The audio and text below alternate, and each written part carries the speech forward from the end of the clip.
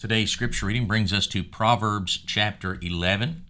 Proverbs chapter 11 follows along the same suit as what I had mentioned yesterday, and that is now we are into the portion of Proverbs that has just various bits of wisdom running kind of a gamut of different topics.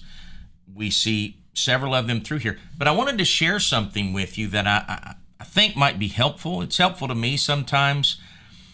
And that is, as I began to read this chapter, I noticed words that were appearing kind of over and over. And I don't know if you've ever seen this before, but what I did was I did a word cloud on it.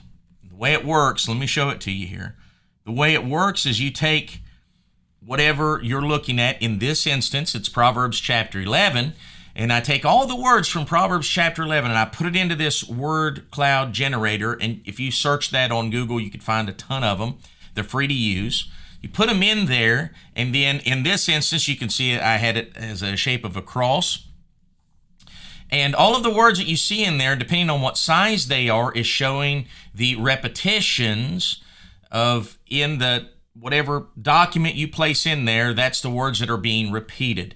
And as you see, the largest one here is the word shall. That is repeated, I think, 22 times.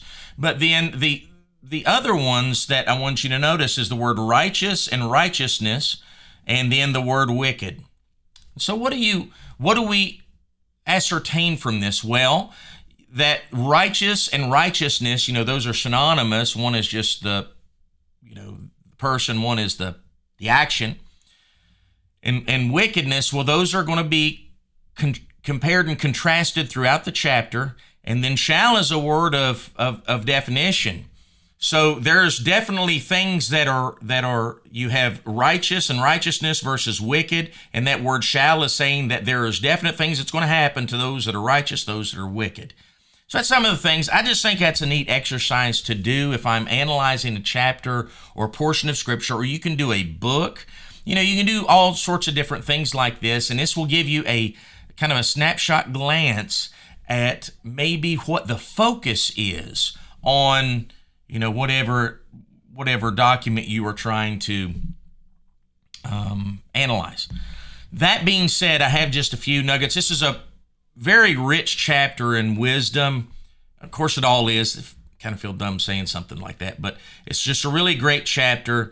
Number one, we see in verse number 1, a false balance is abomination to the Lord, but a just weight is his delight. God hates unjust judgment. He hates it. And let me tell you what, God will never be the cause of unjust judgment. I had someone say to me not long ago, well, how could a loving God do this? You've probably heard that. How can a loving God let this happen? How can a loving God let that happen? But number one, who are we to even question the morality of God?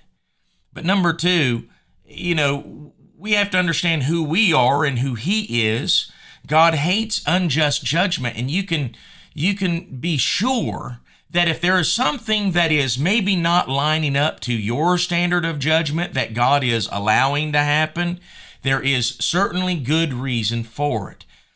And the fault is probably either found in your lack of knowledge concerning the subject or your lack of morality compared to his. Okay? So we see God hates unjust judgment. God will never be the one who perpetrates unjust judgment upon anybody. And that goes especially to you Calvinists out there that might think that God somehow just chooses to make people unjust and then damns them forth. That's just the stupidest thing. All right, moving on. Verse number 11 should be a worry for us. It says this, by the blessing of the upright the city is exalted, but it is overthrown by the mouth of the wicked. That should be a warning to us in this country. Now, of course, the scripture is talking about city, but you can certainly apply the same to a nation. As our nation gets more and more wicked, we can see that it is being in danger of being overthrown. Verse number 20 is so insightful. It says, they that are of a froward heart are abomination to the Lord. That means crooked, right? but such as are upright in their way are his delight. I don't know about you. I want to delight the Lord. There's no way to delight the Lord if you have a crooked heart.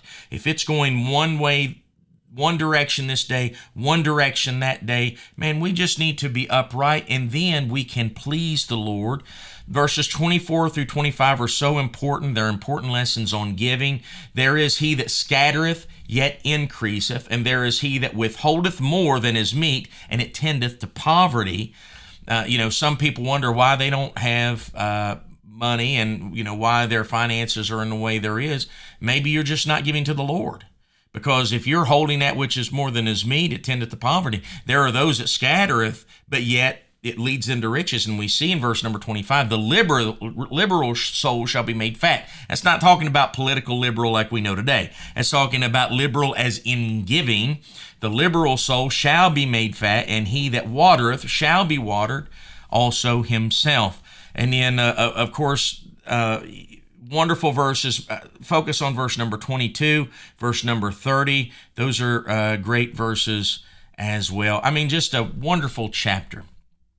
Like I said, talks about all sorts of different subjects and topics that we can gain wisdom from so that we can have a full knowledge of the things of God. All right, so that's Proverbs chapter 11. I hope this has been a help to you. And Lord willing, we'll see you tomorrow.